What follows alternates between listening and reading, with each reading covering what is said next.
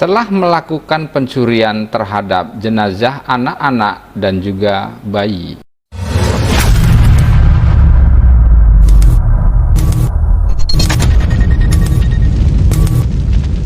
Yo geng, gua Arjun, selamat datang di Jun's Corner.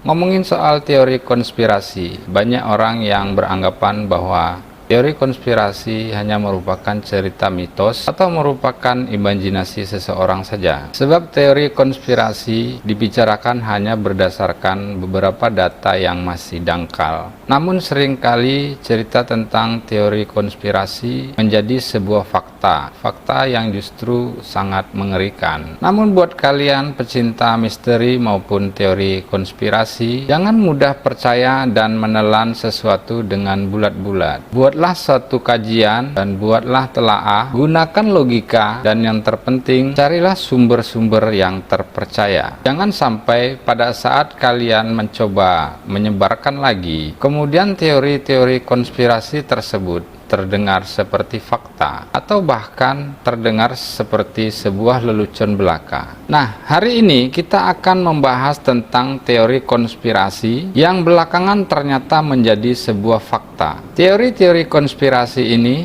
semua tentang apa-apa yang telah dilakukan oleh negara besar di dunia, yaitu Amerika.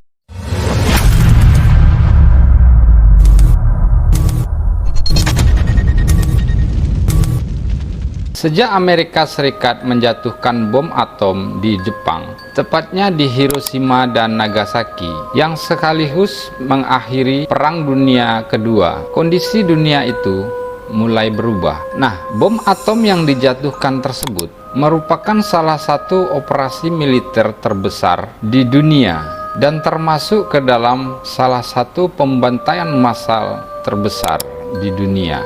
Gak jauh beda dengan kasus pembantaian kader PKI dan para simpatisannya, di mana imbas dari pembantaian tersebut bukan hanya dialami oleh orang-orang yang terbantai pada saat itu, namun berimbas panjang kepada seluruh keturunan mereka. Ya, kurang lebih hampir mirip lah pembantaian, lalu keturunannya menjadi korban dengan hidup sengsara. Sebenarnya mereka sendiri belum mengerti apa efek daripada bom atom tersebut untuk jangka panjang, terutama efek dari radiasi bom atom tersebut. Oleh karena itu, pada tahun 1953, Amerika memulai sebuah proyek yang mereka beri nama dengan Project Sunshine. Proyek ini sendiri ditangani oleh dua lembaga besar Amerika, yaitu US Atomic Energy Commission dan US Air Force Project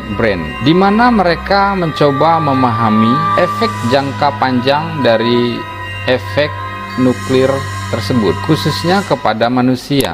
Nah, pada saat itu Project Sunshine ini dirahasiakan pergerakannya. Tidak ada yang tahu apa sebenarnya misi daripada Project the Sunshine, termasuk warga Amerika sendiri. Nah, sejak itulah muncul teori konspirasi tentang kegiatan Project Sunshine, di mana para penganut teori konspirasi menuduh bahwasannya orang-orang yang terlibat dalam Project Sunshine telah melakukan pencurian terhadap jenazah anak-anak dan juga bayi untuk dijadikan sebagai kelinci percobaan. Rumor ini beredar dari satu mulut ke mulut yang lain, namun para penganut teori konspirasi sendiri belum bisa membuktikannya secara penuh. Sampai akhirnya pada tahun 1956, setelah proyek ini dibuka ke publik, barulah terbongkar bahwasanya proyek ini benar adanya. Sekitar 1.500 jenazah anak-anak dan bayi dikumpulkan oleh pemerintah Amerika. Dan yang gilanya, kebanyakan dari jasad-jasad ini diperoleh dari Australia dan negara-negara Eropa. Dan proses pengambilan jenazah ini tanpa diketahui oleh pihak keluarga alias mencuri. Pada saat proyek ini diketahui kebenarannya, pemerintah Amerika seolah-olah tidak ambil pusing.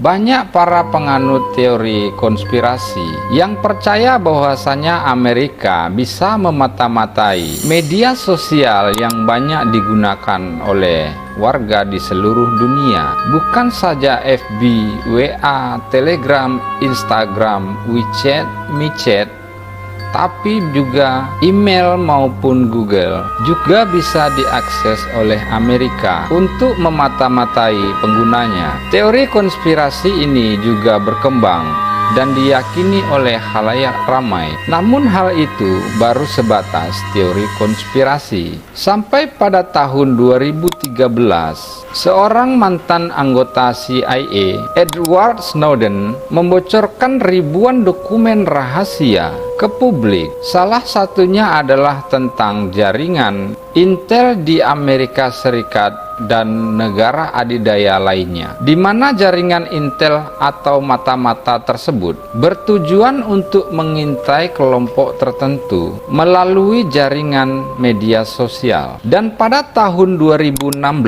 pemerintah Amerika Serikat meminta pengiriman 50.000 data pengguna FB dan 28.000 data pengguna Google serta 9.000 data pengguna Apple. Namun menurut Kalev Litaru, seorang ahli artificial intelligence, mengatakan bahwa pengintaian tersebut hanya sebatas pengelompokan demografi tertentu. Misalkan Amerika ingin mengetahui apakah satu wilayah penduduknya terlibat dalam jaringan teroris atau yang lainnya. Namun yang jelas, ternyata terbukti sudah teori konspirasi tersebut bahwasanya Amerika bisa memata-matai seseorang melalui media sosial. So, buat kalian pengguna sosial media, kalian kudu berhati-hati.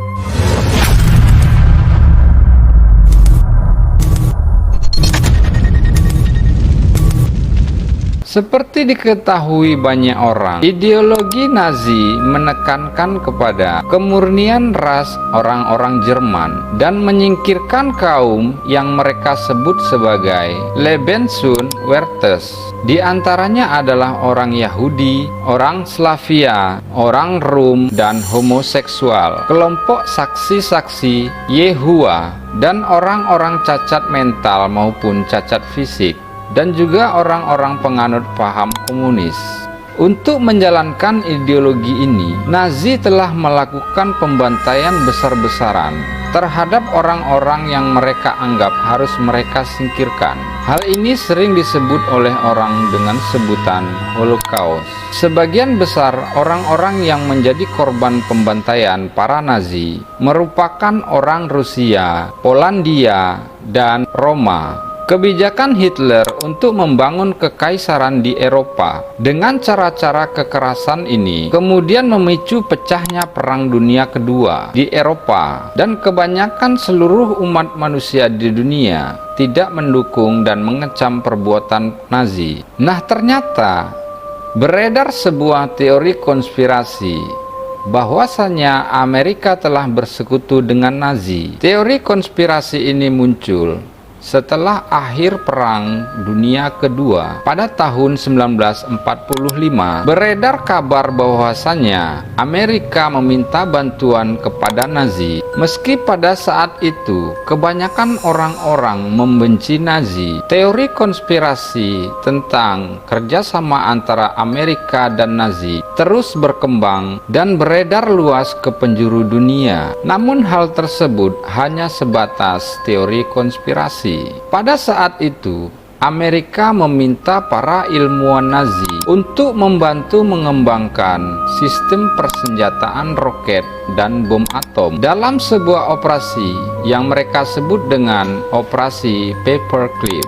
Teori konspirasi ini cepat berkembang dan didukung dengan beberapa bukti-bukti, di mana orang-orang Amerika sendiri banyak melihat dan menyaksikan adanya para ilmuwan Nazi yang ikut bergabung ke dalam program antariksa Amerika Serikat. Banyak warga Amerika Serikat sendiri yang mempertanyakan mengapa pemerintah Amerika Serikat tutup mata terhadap kejahatan perang para Nazi?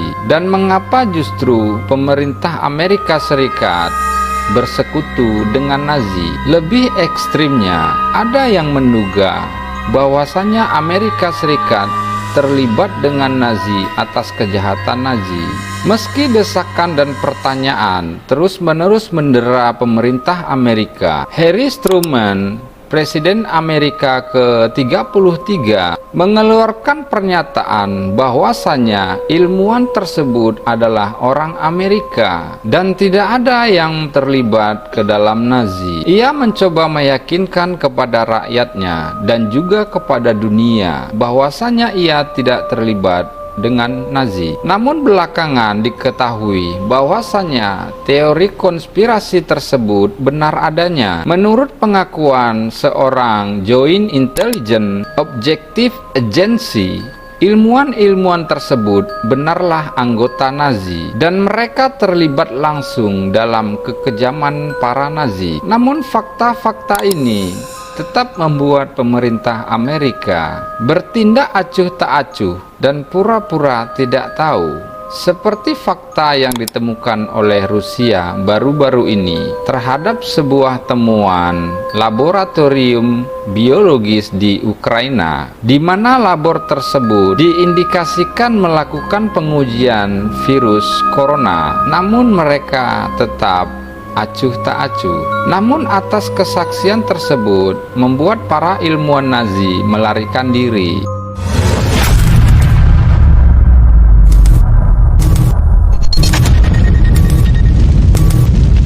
Pada tahun 1993, DARPA menggandeng militer Amerika Serikat dan University of Alaska untuk membuat program yang dikenal dengan High Frequency Active Auroral Research Program atau disebut HAARP. Dikarenakan proyek ini tidak dipublikasikan dan dirahasiakan, muncullah teori konspirasi. Mulai dari dugaan proyek ini membuat gempa sampai teori konspirasi yang menyebutkan bahwa proyek ini merupakan frekuensi yang sangat besar yang bisa menciptakan angin tornado ataupun tsunami, dan banyak lagi teori-teori konspirasi yang menyelimuti proyek ini. Dan belakangan diketahui bahwasanya proyek ini benar-benar ada karena proyek ini merupakan lanjutan dari proyek lama mereka yang mencoba mengumpulkan frekuensi dan menciptakan awan buatan atau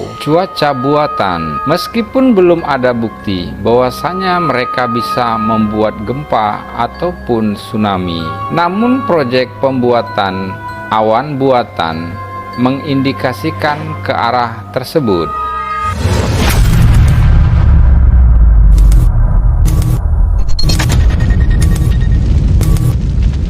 Pada tahun 1960-an, pemerintah Kanada memerintahkan seorang profesor mencari bibit-bibit homoseksual dari para aparatur negara. Pada saat itu, profesor tersebut menciptakan sebuah alat yang diberi nama Fried Machine yang merupakan radar untuk mencari bibit-bibit LGBT. Tentunya pada saat itu, teori konspirasi ini seperti sebuah lelucon. Teori konspirasi ini terus menyebar luas. Ada yang percaya dan ada yang tidak. Namun teori konspirasi ini belakangan diketahui bahwasanya benar adanya, di mana Frank Robert Wright dari Carleton University merupakan profesor yang menciptakan radar dan menggunakannya kepada pegawai negeri. Cara kerja alat ini dipasangkan kepada seseorang, lalu diperlihatkan kepada orang tersebut gambar-gambar erotis sesama jenis. Lalu alat yang disebut dengan Fried Machine akan mendeteksi perubahan pupil, tingkat keringat, dan perubahan denyut nadi untuk mendeteksi keabsahan ke-LGBT-an seseorang. Akhirnya setelah terbongkar, 9.000 pegawai negeri di Kanada diberhentikan. Proyek ini kemudian ditutup dengan alasan kemanusiaan dan hak privasi.